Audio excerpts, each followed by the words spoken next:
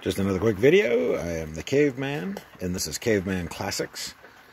And today I'm working on the 83 Yamaha 200 here. And I gotta drain the gas here. Drain the gas out of a different one. Earlier, I got got a slow leak in this tire over here.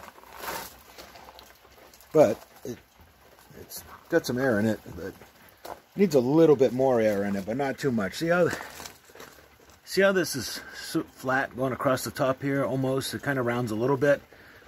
That's about how that tire should be. Only needs like maybe another pound of air in it.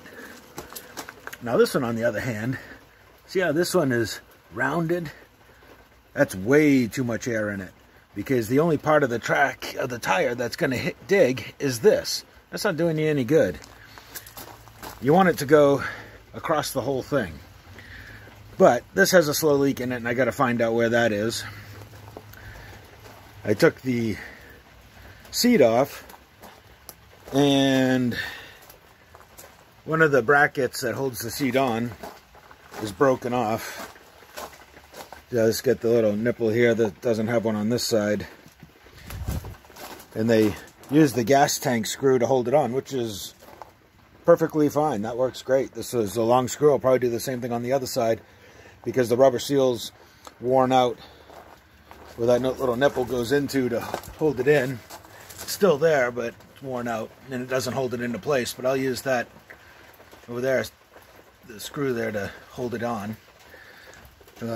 Missing the cap on this, which is fine, because like I said, I had mine completely taken off because all it did was collect mud, and it just ruined the chain and sprockets in there. And I have no idea what these chains and sprockets even look like, so I'll have to take that cover off anyways. I took the exhaust off, which was pretty easy. This was the only thing holding it.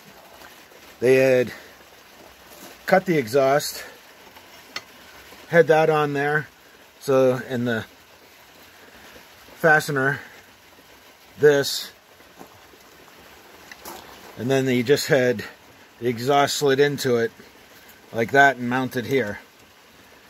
Yeah, that's that doesn't really work. That's not really safe.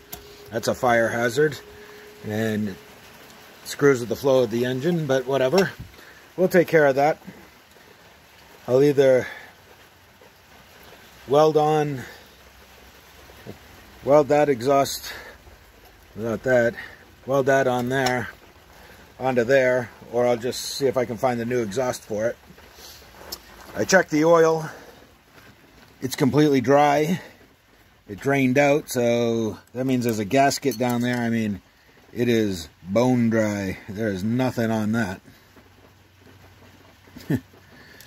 So it's got a leak someplace, a gasket leak, which I expected anyways, because it's an old machine. You know, what do you expect? I'm not quite sure what that is. This piece of wire. But that's what I'm doing. It is a rainy, cold day outside, so I figured I would start to disassemble this so I can get the engine out. Took the rear tire off. Needs a little cleanup, but other than that, it's not bad.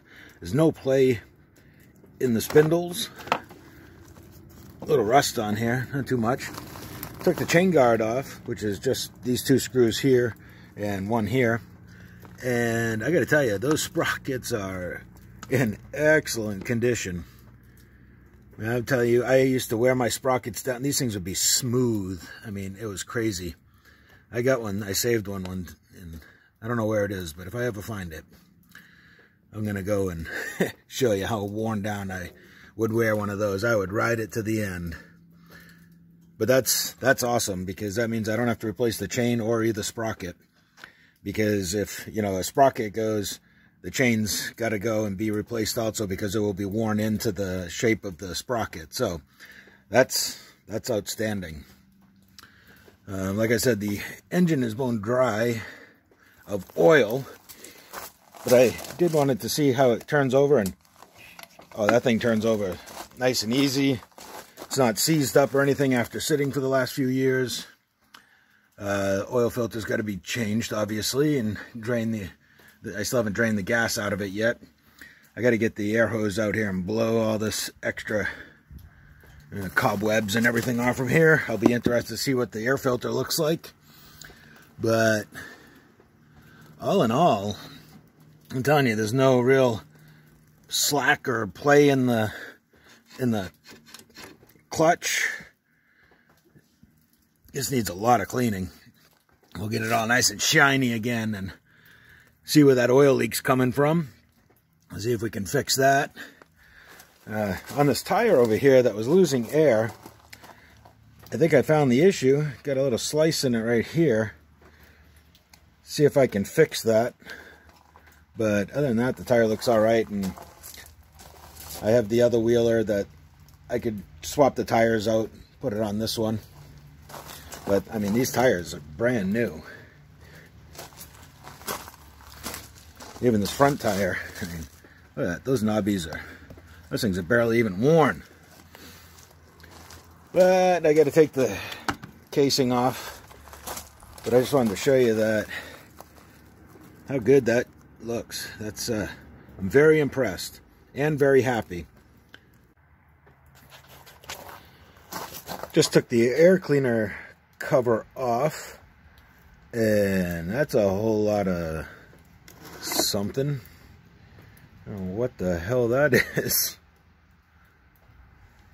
It's a piece of aluminum.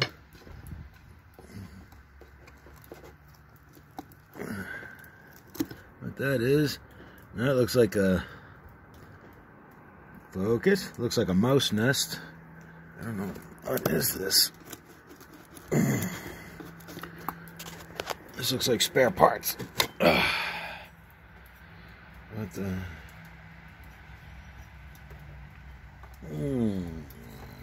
That looks like a... Yeah, that looks like one of the pieces to go there.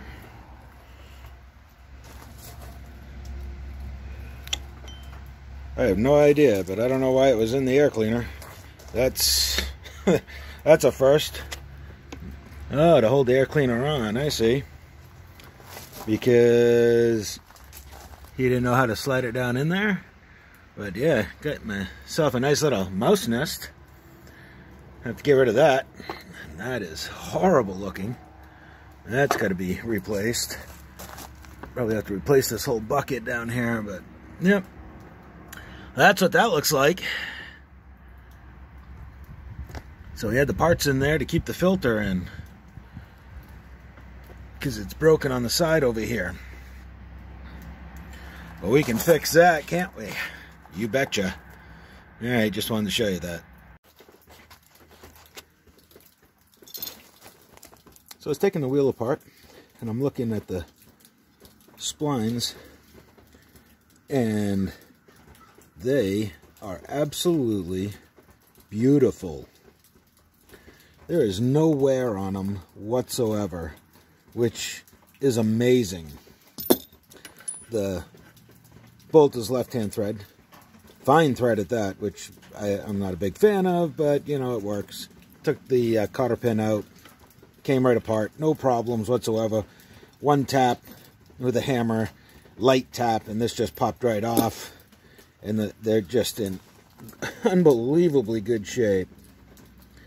I am really impressed at how good this machine actually is. I mean, yeah, it's got some surface rust here. That'll clean up. Clean that up, no problem. I mean, the bearings are tight too, which is nice, because you know, you'd have to take this off and slide this off. But I gotta take the, I'm gonna take the rear sprocket off so I can get the chain off. I could disconnect it right here, but I don't want to. I just don't. I'd rather just take that off, because I want to take this cover off too and open it right up. So when it is ready to go back together, the sprocket's all out in the open, and mud and stuff can just fall off from it. You don't have to worry about it getting crammed up in there. Alright, a couple of things. One, when you're bending these back, use a chisel and a brass hammer. You don't want to use a hard metal hammer, because these are fragile. yeah, you can only bend metal so many times before it breaks. So once you get it past where you can hit it with a hammer, you just kind of tap them flat. Second, you want to pick a link here on your chain. Take a permanent marker and mark it of the direction that the chain travels, because the chain is grooved to how the sprockets wear. So you don't want to put it on backwards, because then it'll make your sprocket wear awkwardly. So just clean a spot, draw an arrow. That way you know which direction it goes and what was the outside of it. It was the outside of the chain. Just a little quick tip.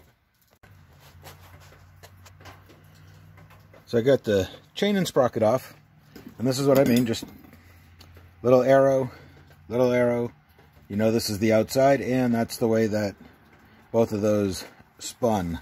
But I will clean up that chain and oil it and everything, so yeah, I'll have to keep it marked again. But let's take a look over here. Now that I got the back of the case up, so this is what I'm talking about.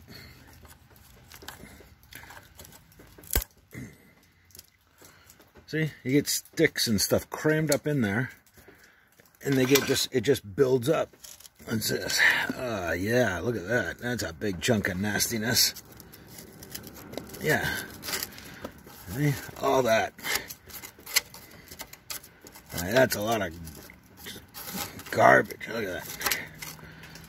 So, what did we learn? This is why I don't like chain cases, because that was packed in on the back side. That rots your frame out. It's just nastiness.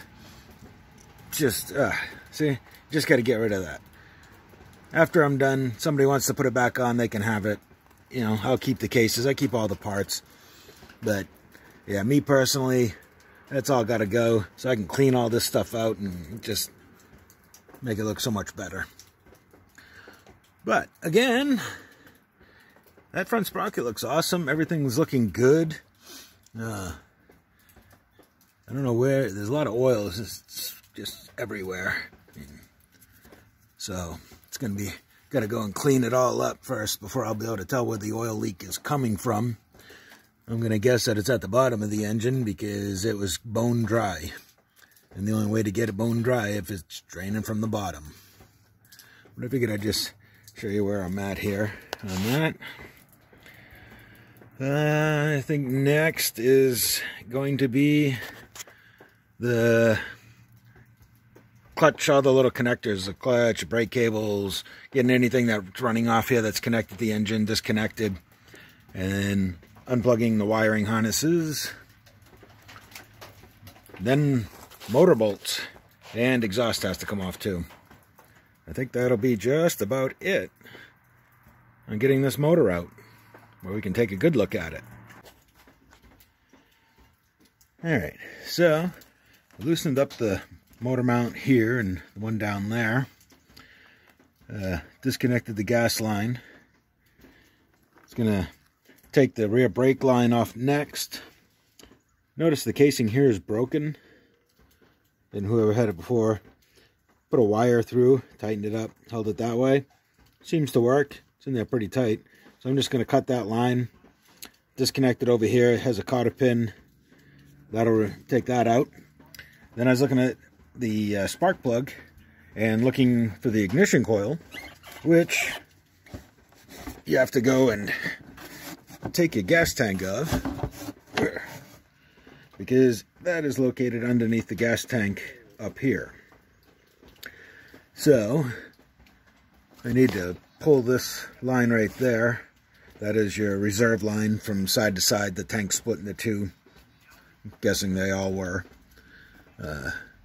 Gas lines, like I said, it's disconnected on the other side. I can just slide it out through once I pull this line off, lift the tank off. Then I can get to the ignition coil, check it out, see how it is. It definitely needs to be cleaned. When I take the engine though, I'll just pull the plug if everything's good and I get a spark off from the spark plug. When I pull it over, I'll take the spark plug out, put it against a piece of metal, pull it over. If I get a spark, that's good. So I don't have to screw with it too much, but I am going to go and clean it, obviously. because I will be probably touching up the frame at the very least. You're never going to get this, you know, I'm never going to get this machine back to what it looked like brand new. Parts are out there. They're pretty expensive. So I'm really happy that most of the parts on here are in really good condition, except for this exhaust system that they cut. I'm going to have to fix that. But all in all, yeah, I can't complain. After looking up parts, there's thousands of dollars worth of parts on here if I wanted to just part it out, but I don't. I want to put it back together and get it running. And yeah, it was a piece of my childhood that I loved. I lived on my three-wheeler. I did things on my three-wheeler that you shouldn't do. I crashed a lot because I think I said it before, I had 2 speeds, full throttle and dead stop.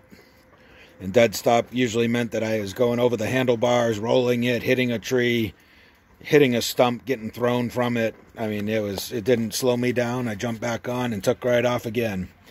Mine was beat, though. I mean, this one is in pristine condition compared to what mine was. I really want to find an old picture of mine, but yeah, my headlight was gone. The fender was broken. I mean, just all kinds of stuff. I can't even go through all the stuff that was messed up on it. But I'm going to have to do this video in several parts because this is it for today, and this is going to be about a 20-minute video. Till the next one.